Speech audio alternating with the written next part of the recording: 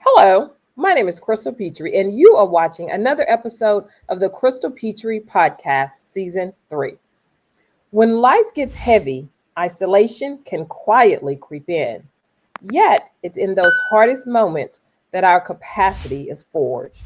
Today's episode dives into the real work of doing the hard things so we can fully experience the good things waiting on the other side. Get ready for a raw, honest conversation about resilience, connection, and building the muscles that help us rise. And here to educate us is Dr. Camille Preston. Welcome to the podcast, Dr. Camille. Oh, thank you. I'm looking forward to our conversation. We're going to have a lot of fun and plant a lot of seeds. Yes, absolutely. Absolutely. Thank you so much for joining us on the podcast today. Where in the world are you? I am in Cambridge, Massachusetts, kind of sandwiched between Harvard and MIT, hoping some of that amazing brain power rubs off. It's a really fun community. Absolutely. Absolutely. Okay, so let's dive into this podcast, Dr. Camille. What does adult isolation look like in real life? Not the stereotype of what we see in the movies, but the silent version that many people don't know about. Yeah, it's a great question. 47% of American adults report feeling isolated. 43% say relationships lack kind of the meaningful depth. 50% of CEOs say they're alone, and 61% of those CEOs say it impacts their performance. What we know is that 1 in 5 Americans feels lonely on a daily basis. 1 in 5, and that's the equivalent to your health of smoking 15 cigarettes a day. So I just threw a lot of statistics at people, but what it looks like is something that's really prevalent in our communities. It's happening all around us, and it's often what I call subacute. It's there, it's nagging, it's itching, but people aren't putting attention to it, so they can't put intention to make change. So we're all feeling it, and yet often not really left knowing what to do differently because we're so busy with all the other things happening in our lives.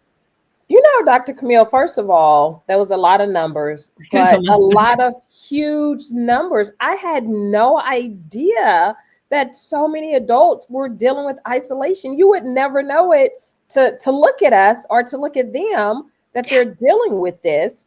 And second thing is, I am going to be so honest and vulnerable with you right now, Dr. Camille. I've never heard of adult isolation.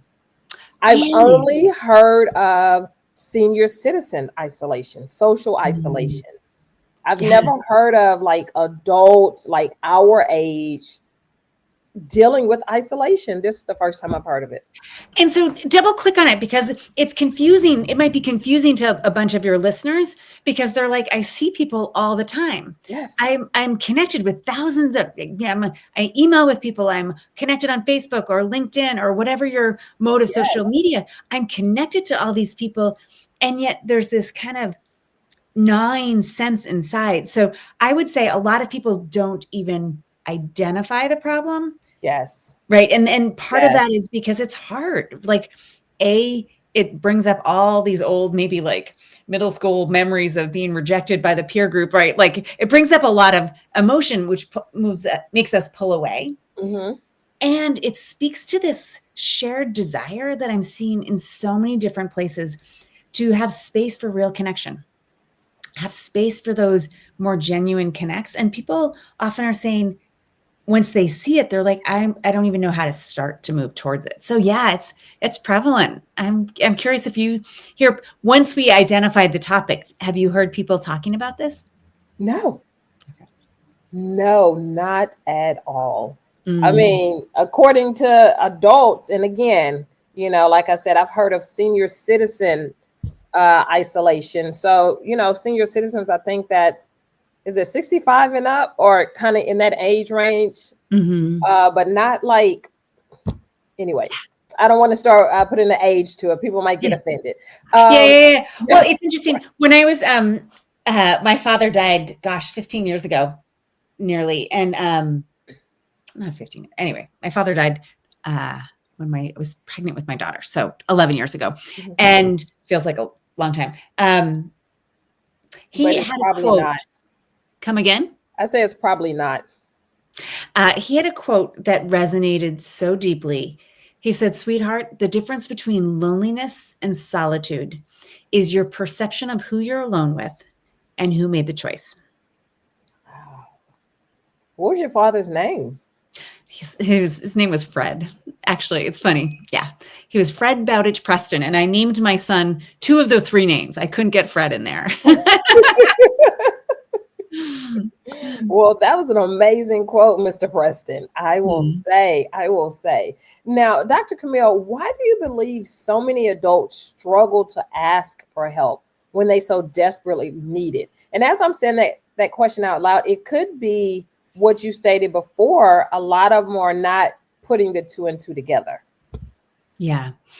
I think what we're experiencing societally is a movement towards what I call shallowing, where relationships have gotten more stretched and more thin, less depth, more niceties, less connectivity. And this is, I think, an unintended stacked consequence of technology and advancements. And so in my most recent book, Living Real, I talk about this idea that we as a culture have kind of bought into or believed or accepted the assumptions that when hard things happen, we put them in a box, put duct tape over the box, put it in the basement, tuck it away, out of sight, out of mind, continue on with this, whether it's your identity or your brand or your social media or your Instagram ready life. And what we don't realize is when we push away the hard things, we actually limit our ability to feel joy and delight. So we're not feeling the hard things, but we're not also feeling the highs. And so our life gets shallowed. We have a more narrow band. And this is really consistent with what we're seeing as rising depression, rising anxiety, burnout, loneliness. All of these factors are coming into this idea of shallowing, where we have less hard things, but we have less delight. And that's in our emotional life, that's in our lived experience, that's in our relationships. And so the hard part about isolation is we often think about it as being geographically isolated from someone, a physical isolation, but it's often happening to people who are in proximity, often dense proximity with other people. They're just not able to make that emotional bridge, the emotional connections. So it really is true. You do need the rain and the sun. You need the good times and the bad times. The sunshine and the darkness. Life is this full range of emotions. It's like a sine wave. If we narrow the sine wave, our life, it lacks amplitude, but it lacks the spice of that keeps us enlivened and excited. Can isolation ever be healthy or a necessity? Mm-hmm. And so I would just, for our audience, differentiate that as solitude. Like Okay. there's loneliness and solitude. Okay. Both might have isolation in it. Again, it comes back to that idea of choice. Hmm. And so I'm a very people-oriented person, right? Like you probably should be if you're a psychologist. um, and I need my solitude so much. So what Yeah. that looks like, actually in the pandemic, what this looked like for me was I started getting up at like 3 or 4 in the morning. And I'm naturally a morning person, but I needed that time alone, like the quiet, the space. When I had 2 little kids, right? I had a 4 and a 6-year-old when that hit. So solitude is absolutely essential. And I want to pull back a layer of another trend that might weave into this conversation. Hmm. There's a lot of people talking about boredom and Okay. how we are afraid or terrified of boredom, right? We're so used to this always on, always connected, always The stimulated. stimulation. There's always something you can flip to on your phone or Netflix you could binge or something. And so we have to relearn solitude. We have to relearn stillness. We have to relearn that ability to be bored and let that boredom ignite curiosity. It open us into these new possibilities. Yes. Okay, so what are some signs or maybe some subtle signs that someone is emotionally withdrawing or they're becoming isolated, but they keep saying, I'm fine, I'm fine? Great question. Great question. Some things to notice is that relationships feel flat or almost transactional. You can feel like frozen or lacking motivation, or like it takes a lot of energy to do things that maybe once brought you joy. We see it as things that used to be satisfying, whether it was a career milestone or an accomplishment, now feel routine or unfulfilling. Doom scrolling, checking the news 24/7, pick your poison the way you numb. Are you shopping? Are you drinking? Are you eating? Are you on technology? And the challenge is that a lot of times we don't even recognize this emotional withdrawal because phones are so ubiquitous. They're so accessible. We're on there all the time. Does that resonate? Yes. And when they first came out with smartphones, and maybe I'm aging myself here, Dr. Camille, when they first came out with smartphones, the tagline or the selling point was, it's going to make your life so much easier. And I don't know if that's happened. I don't know if that's happened at all. I'm not here to defend or not, but I don't know if that's happened at all. Okay, so how do more complicated? There's a lot of choices. Yeah, absolutely. Yeah, absolutely. How do hard seasons expose the gaps in our emotional capacity? That's a great question. So again, I just for the audience listening, my last book, Living Real, came out of a season of grief. I had 5 deaths in 5 months. And the first death and the last death were probably the hardest. The first death was my closest family member. And I was, making a lot of the end of life decisions. And so it's going to sound strange, but the fact that they came so back to back actually meant that I couldn't keep going. I couldn't keep doing what I always do. And for a lot of people listening, they've probably had grief. They've had hard things happen. And there's this pull yourself up from the bootstraps, put it in the basement, kind of keep moving on. And I hear a quickening, an awakening, a desire to actually live in those, be able to express those, be able to have those experiences. And I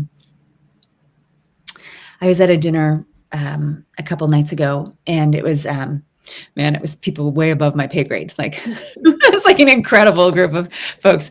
And I didn't know the hosts, but met them, and they came up to me as the dinner broke up and we were having conversations. And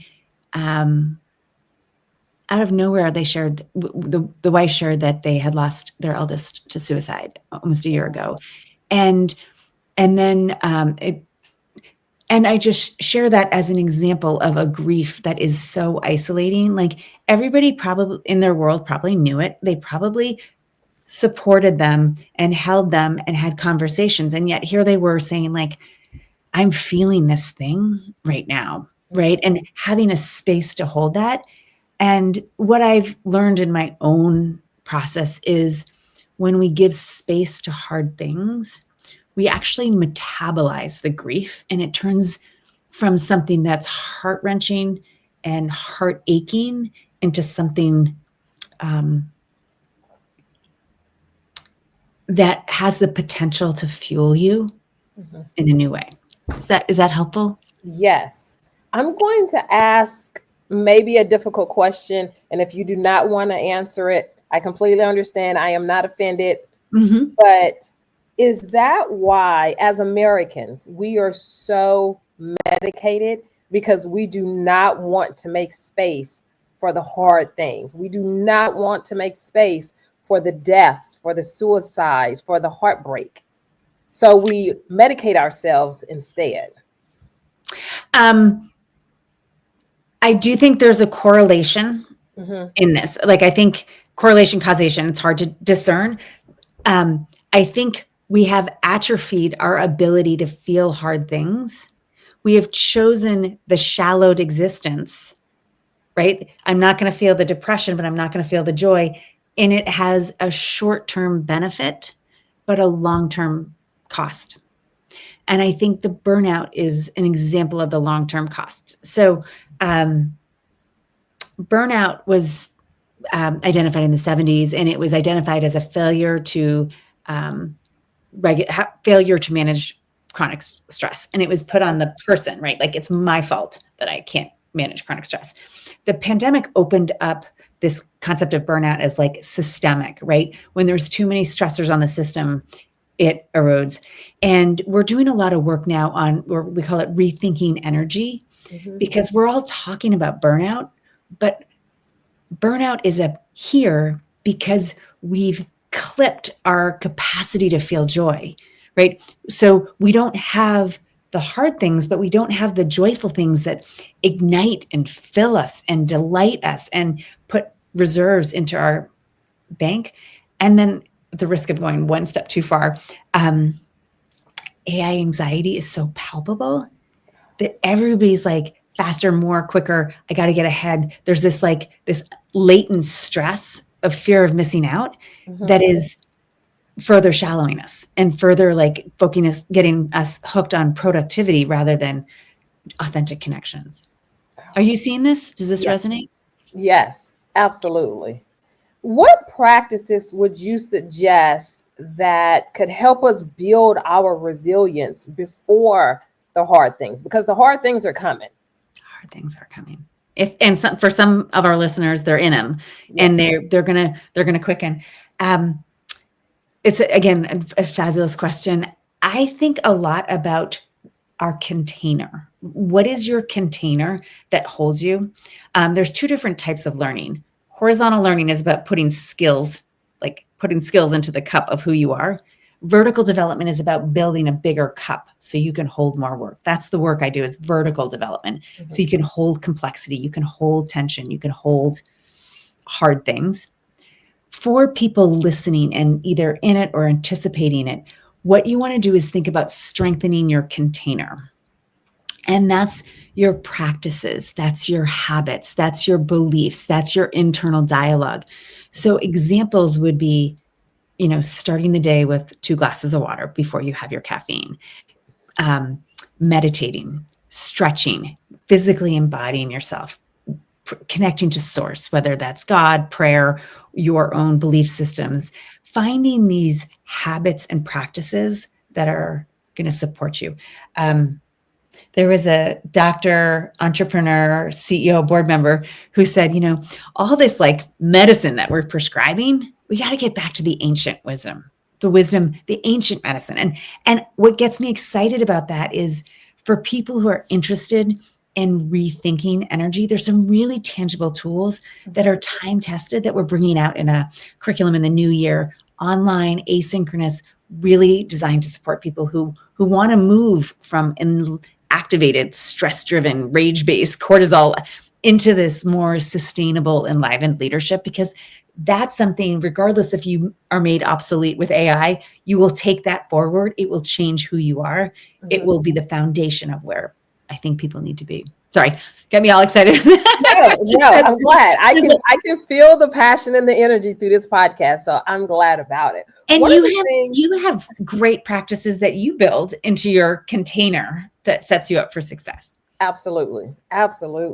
Now, one of the phrases that we spoke about when we initially spoke, which was amazing in itself before we hit record on the podcast, was you said doing the hard things. That was a phrase that you used. What does that mean on a practical daily level, doing the hard things? Yeah, it's a great question.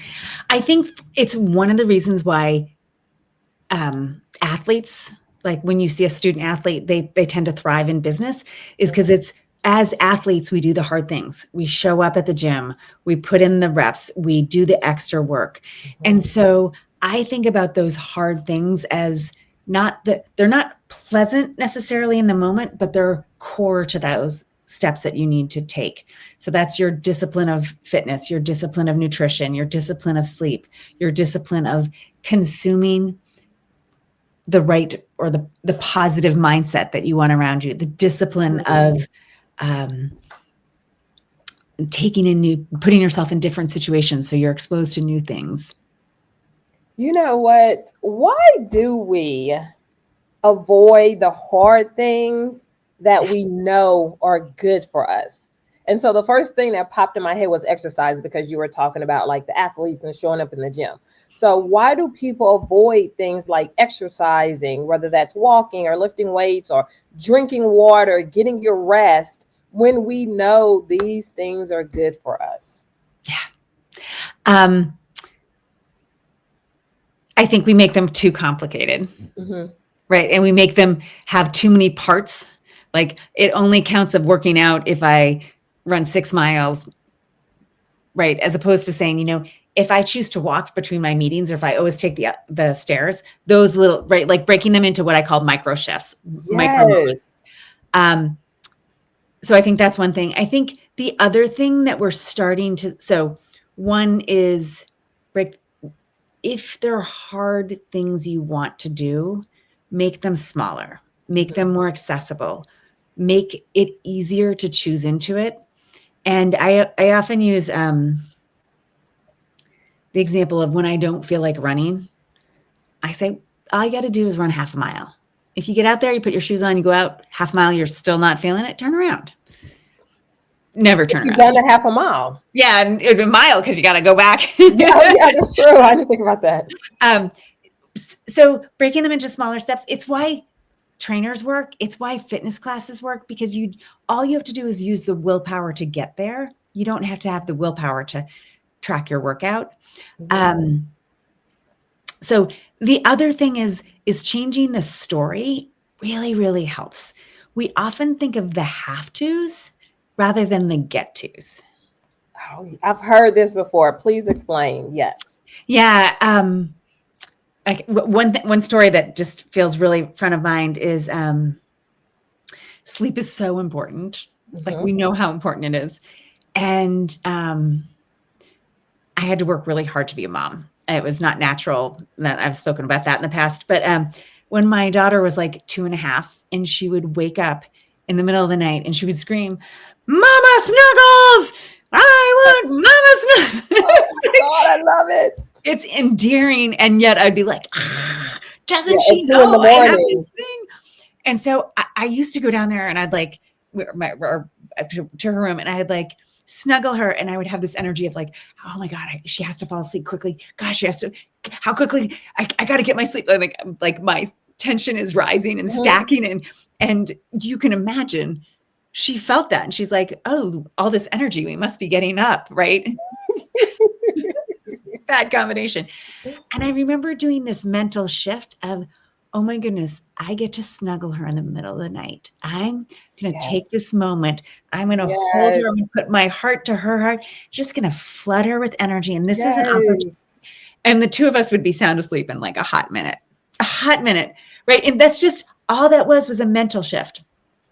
So when we think about uncomfortable tasks, it's like, forget about the task. What's on the other side? And I often say, get clear on the outcome, flexible in the approach. If you're clear on those hard tasks, I mean, you're brilliant at this. You do this magnificently. Oh, thank you. Thank you. Thank you. Okay. So I hear this all the time. I'm sure my community hears it. I'm sure you hear it, especially in your profession.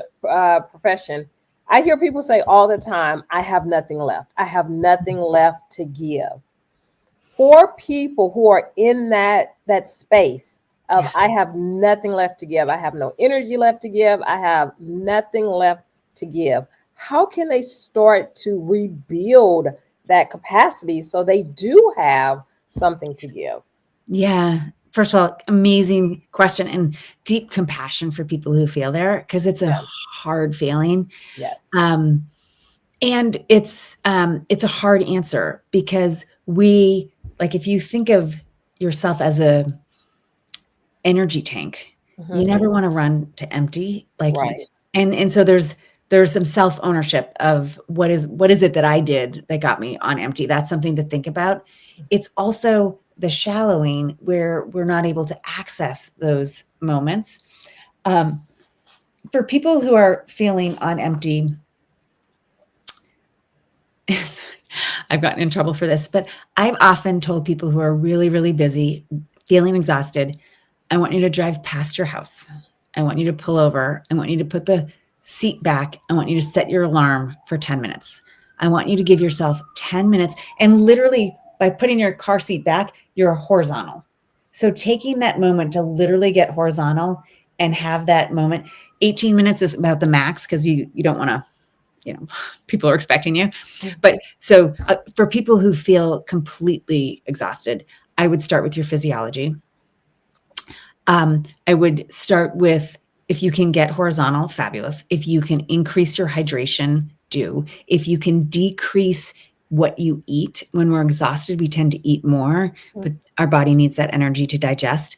And then I would think about, in your thinking, in your psychology, think less about the drain and more about the opportunity.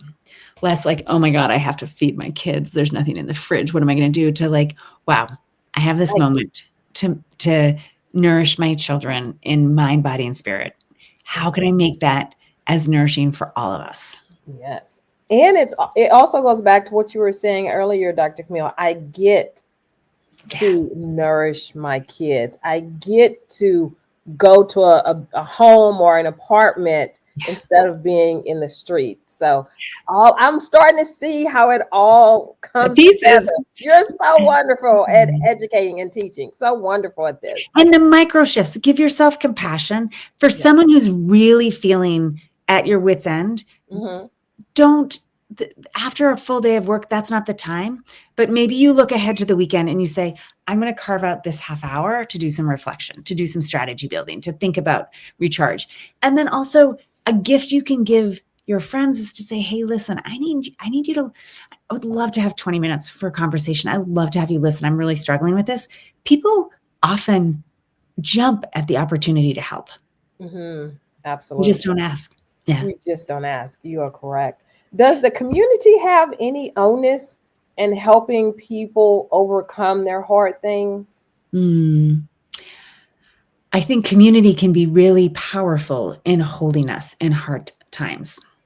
And so most religions have structures for when there is grief, right? We show up with the casserole, we sit Shiva, we have the funeral, which is a ritual. And so I think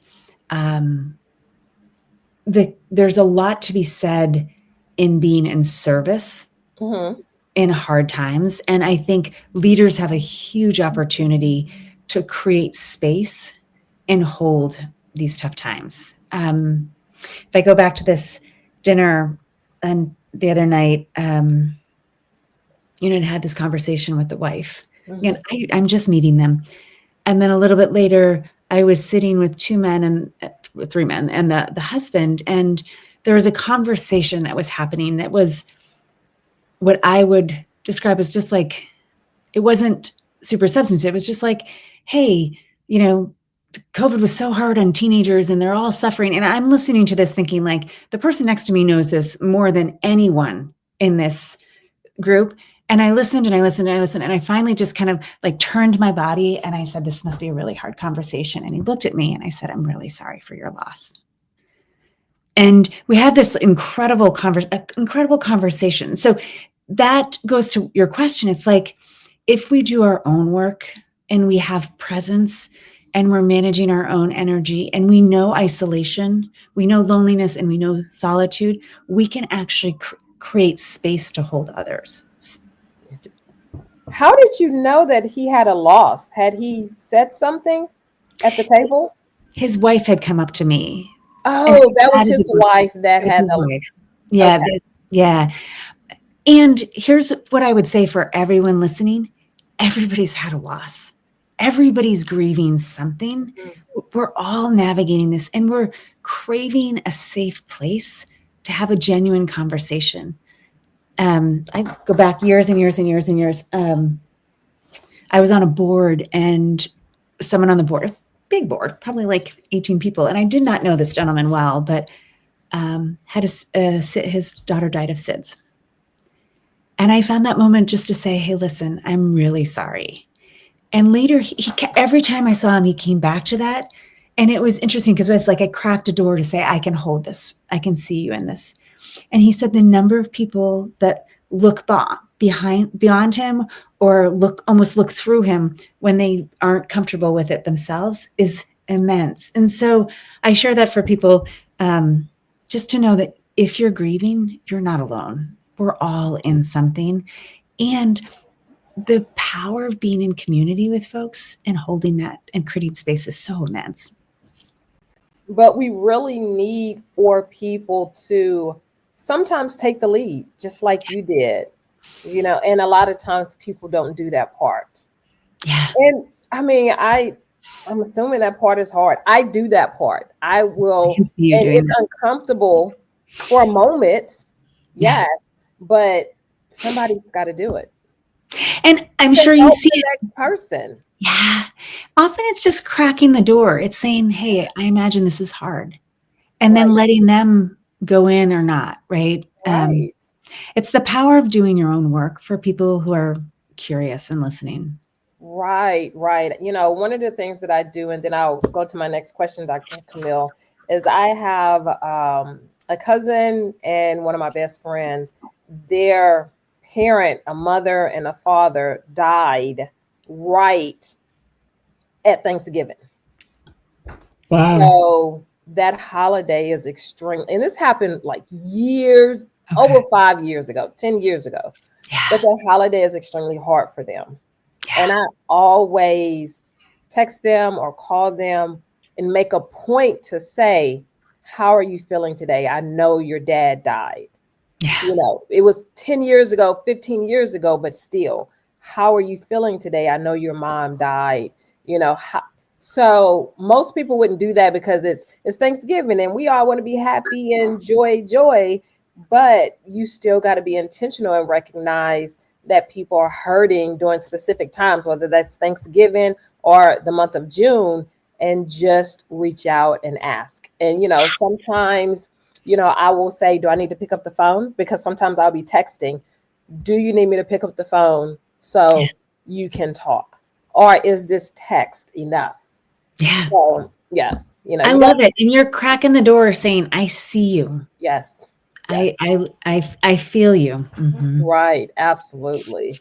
So how can you balance being vulnerable while protecting your emotional energy?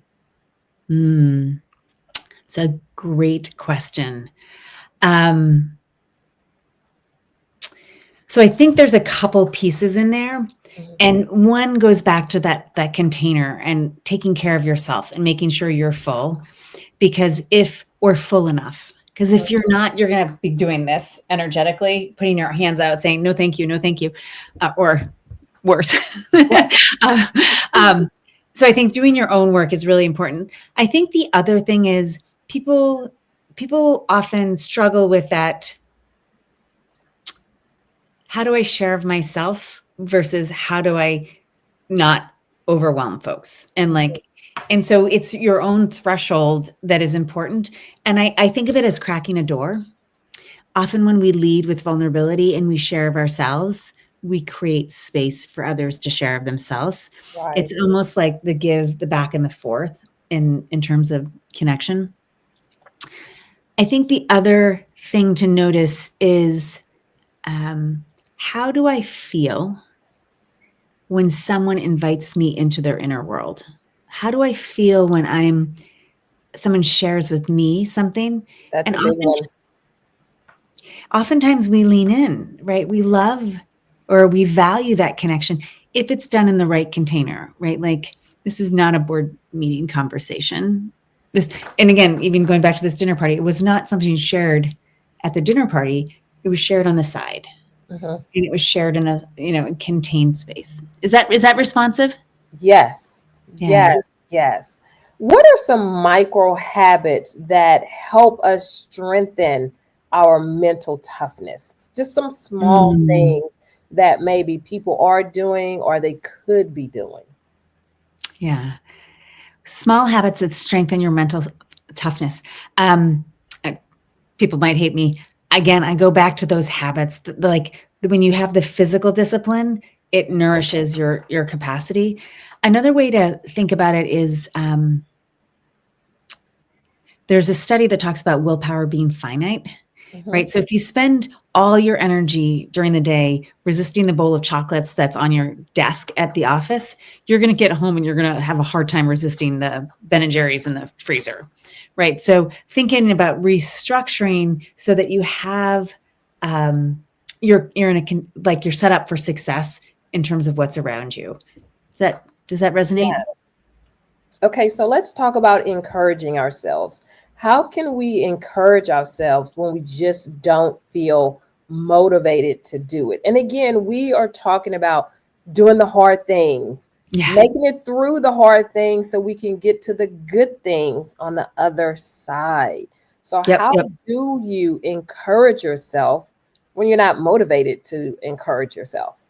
So I like the idea of start small, celebrate the wins, notice where you have those victories and stay present in those. We tend to look at all our failures rather than anchoring in the successes.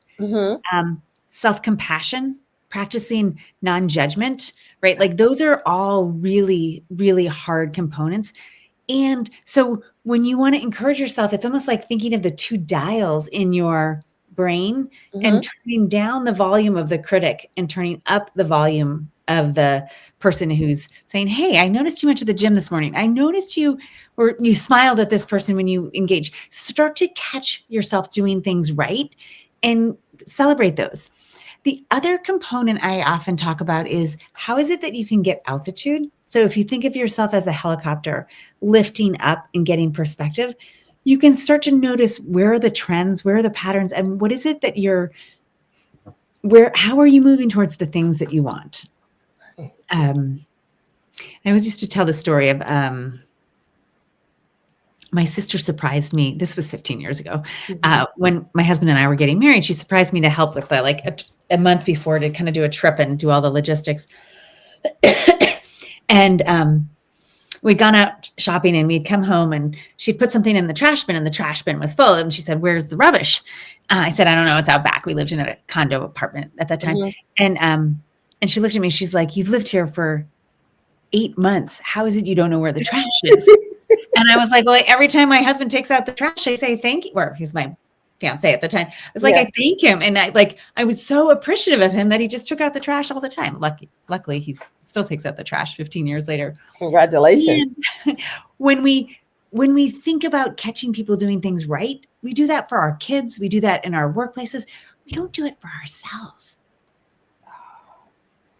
Right? You know what, Dr. Camille? I had a podcast guest yesterday. Her name is Lepora Lindsay. And she said one of the things that she does, and she started this, I guess, a little while ago, but she still does it, is she writes down, I don't know how often she does it, but she writes down the good things that she's done, the successes that she's had. Love it. Because just, we don't thank ourselves. We don't appreciate ourselves. We do something good or success. We move past it to the next thing. We don't take the time to acknowledge it. So by her writing it down, she was taking the time to acknowledge the good things she did, the right choices, the successes that she had. And then she could go back and read it and be like, oh my God, I did this last year. Wow. Or I did this a month ago. Wow. So, maybe that's something, people can do as well, is like write down, like, you made a good decision today. I went walking, for a mile or half a mile, like write those things down so you can appreciate the successes as well and celebrate the wins, little or small. Yeah. I love it. And as people take that idea, writing the things down that happened before the win is also really helpful, because then you see the stacking and then it becomes it's like a menu when you're feeling grumpy or That's an excellent add-on. That is an excellent add-on. Okay, so how do we rebuild trust when we've been disappointed? How do we rebuild trust when we've had some kind of trauma, whether that's past or current or maybe trauma that you see coming, how do you rebuild that trust and avoid the adult isolation? Because I feel like sometimes when you have those disappointments in your life, when you have that trauma, the next step is the adult isolation. Yeah. It's a great question. So I'm hearing, how do you rebuild trust with others in those moments? And I think there's an internal journey of like forgiveness and, I trust that you did the best that you can with what you had. Like there's an internal journey. There's also an external journey of going back to, let me just do a quick link. When trust gets broken, what happens is people are like, oh, I won't get hurt that way. I'm just going to move away from this person. I won't get hurt that way. I'll move away from this person. And so we can retreat and we contract and we wrap ourselves in this metaphoric, saran wrap so we can see through it. It's malleable, but over time it binds us and it isolates us. And so I think this idea of noticing your initial retreat is really important. Noticing the contraction, because oftentimes the breaches of trust that cause real separation are unintentional. They're small and unintentional, but they stack over time. Yes. And so a lot of times it can start as a really simple, hey, I want to just circle back on this and have a what I call a clearing conversation. You deal with it when it's a pinch, not a punch, and have those like little micro moments of moving towards and reconnecting. My son is really good at this. Wow. I went in and I woke him up this morning, and I have to say I would love to be woken up like this. I rubbed his back. I opened the shades. I gave him a big hug. I brought him a glass of water. And about 7 minutes later, I was like, dude, you're on your own. You got to get up. Yes. And he came down about, probably 2 or 3 minutes later. And I probably would have wished he had brushed his teeth before he did this, but he gave me a big hug. He's like, Mom, I'm sorry I was grumpy. Thank you for that nice wake up. Right. So there's something that was like, there was friction.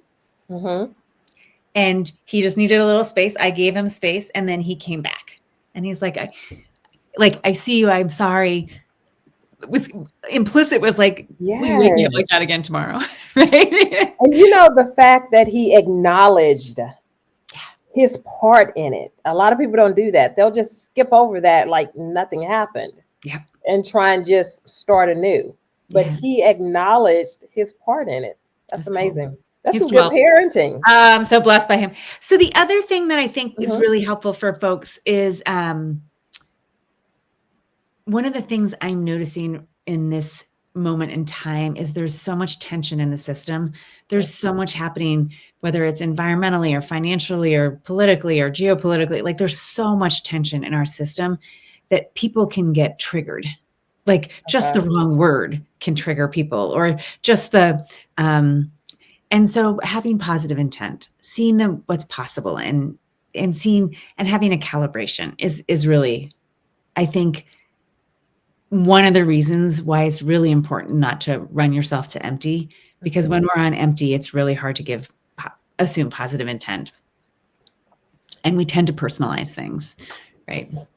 What happens when we remove ourselves from social settings and social interactions, but then we want to re-engage in the social community and the social interactions? What happens during that time, and how can we re-engage socially when we're ready, or if we become ready? Yeah, great question. I think Priya Parker does some really great work in her book, The Art of Gathering, and she's really intentional about bringing people back. Oftentimes, it can start with a really small, really easy olive branch. And you describe this really beautifully in your text messages. It can be something as simple as, hey, I'm sorry I've been a little MIA. I've been thinking of you. Can we have coffee? Right? Those are these small nuggets, or even smaller than that is like, hey, I've missed you. I read this article, thought it was interesting. Or I've missed you. I was thinking about this. I really appreciate that. Right? These like small micro movements where we're leaning in to the relationship can be really, really impactful. Bids for connection is what John Gottman would describe it as. And bids for connection can be in romantic relationships and all relationships. What advice, Dr. Camille, would you give someone who's listening right now who feels alone? What's their next step? How do they start to reconnect? Great question. I think it's a two-part question, because one, you have to reconnect yourself, and that you have to nourish and nurture and reconnect to yourself so you can listen inward to what's happening. Right. So that's one journey. And then another journey is to start to reach outwards. I would break it into small steps, micro shifts again. One day you might write, I think of my nifty 50, like, who are the 50 people who I just like, who really inspire me, or I really value? And some people might say, I can't limit it to 50. And some people might say, I can't think of 50. Yeah. You come up with your own term of, your Fab Five, but make a list of those people who you really value, and then start to build the practice of whether it's in prayer, whether it's in practice, whether it's in person, whether it's by text, starting to reach out and build bridges and nourish those relationships. We all need to feel needed and loved. The more we can make those bids for connection and give without any expectation of anything in return is really powerful. Oh, that is powerful. Let's talk about some unhealthy coping mechanisms that people fall into when they are going through the hard times. Well, I think there are times for thriving and there's times for surviving. Okay. And separating those is really important. So, kids going through exams, right? Like, you put you might not do your laundry for a couple weeks. Things go to the side, right? And you need to get through where you are. And not every time is going to be a moment of thriving, but we want to start to think about what are the habits, the structures, the beliefs, the internal dialogue, the external dialogue that are going to help you over time, because often it's like a flywheel, right? You invest in those moments that will help sustain over time. So your question was, how do you start when you're in a hard place? Yeah. So what are some unhealthy? Thank you. Unhealthy coping mechanisms that people fall into when they're going through hard times?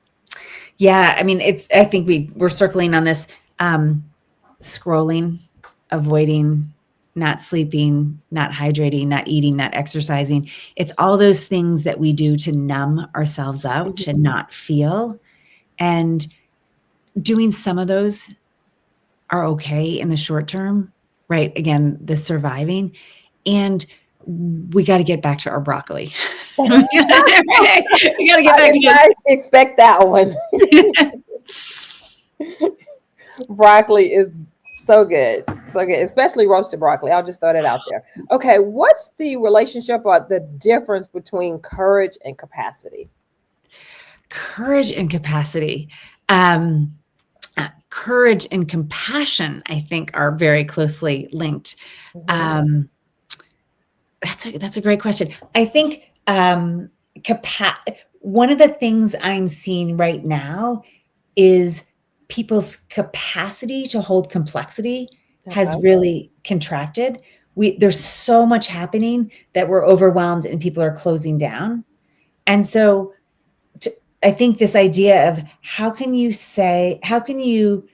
have courage to say, I can do this, I can't do this. Maybe you can do all of it, but I'm choosing to prioritize this. So if you think about capacity as finite, I think it takes a lot of courage to be intentional and put attention and intention in terms of how you make choices. And I think when we're contracted or in fear, we don't want to close any doors, but by not closing any doors, you end up doing things less well. Does that resonate for you? Yes. What advice would you give, or rather, let me see how I want to phrase this question. What do you wish adults knew about isolation, and emotional intelligence or Mm. emotional resistance?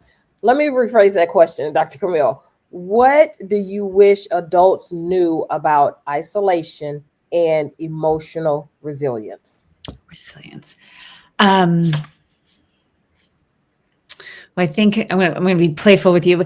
I think it takes emotional intelligence, self-awareness, and self-regulation to be resilient. Okay. Resilience isn't something we do when we need it. It's like the foundation or the backbone of how we operate. And having awareness over time to say what's working, what's not working.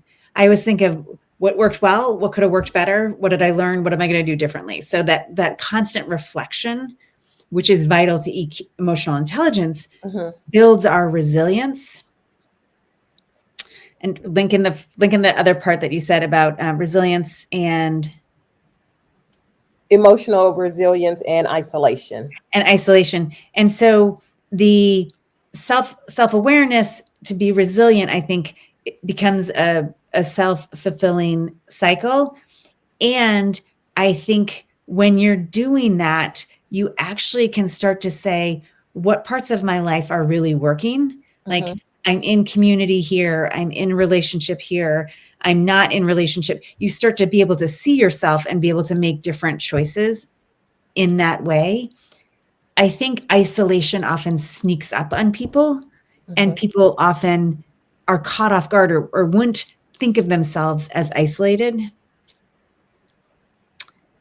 And yet when they break through that, it creates something fabulous. I'll make it really personal. I am in this very creative space right now, and it's so fun and it's so inspiring, and like I'm so captivated by it that it's really like solitude in terms of that. And yet, if I spend too much time in solitude, it actually comes into isolation. And so sometimes I have to force myself into things that I didn't necessarily think I would want to break that circuitry. Does that? Mhm. And Yes. so self-awareness and self-regulation is critical, as is a community that's going to hold you and a community that's going to help you start to say, hey, I haven't seen you in this way, or checking in and calibrating, whether that's a partner, whether that's a girlfriend. But I think isolation can sneak up on us, and loneliness can sneak up on us. As we get ready to wrap up this conversation, Dr. Camille, what is your intention in this space of wanting to help people get through the hard times so they can see the good times? Yeah. So this recent book, Living Real, which was really designed to experience the full range, the sine wave, the highs and lows. Mhm. And it was all about redefining what is success, what is presence, what is happiness, was initially a book about grief. What I'm realizing is it's really a manifesto for navigating the automation that we're facing, because in um, AI is going to make knowledge and expertise ubiquitous. Mhm. Like, everybody's going to be able to access knowledge and expertise, which used to differentiate us. It's going to be your experiences, the highs and the lows, and it's going to be your relationships, and it's going to be your agility to be able to be in relationship with folks. That's going to become a moat for people in the workplace. And so my greatest gift is to get people back to, the interpersonal or emotional gym, where they have awareness of what does it mean? What is their ideal energetic operating system? What is it that they need to be the best version of themselves? And then how do they navigate in this world of complexity and hold hard things so that they can continue to lead and inspire others? My final question for you, Dr. Camille. Who do you think would make a great guest on the podcast? But you have to help me get them on. Oh, fabulous. There's so many people I think you would have fun with. I would say Robbie Richmond. I think he Okay. goes by Robert Richmond, but I've always known him as Robbie. He's a culture hacker.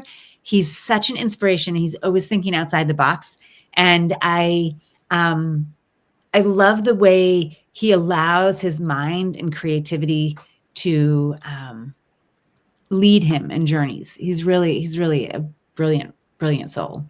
Well, Yes, I Dr. will Camille, follow.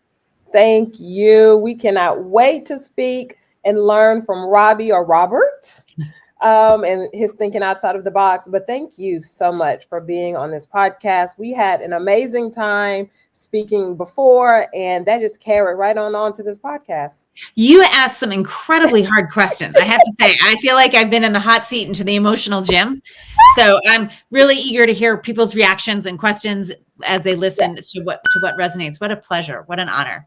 Oh, thank you so much, Dr. Camille. You have been amazing on this podcast. Stay well. Be And real. to my community, thank you so much for tuning in and watching. You can get Dr. Camille's podcast and all of my other podcasts on YouTube Podcasts and Apple Podcasts. And remember, you always have time to listen and learn on the go.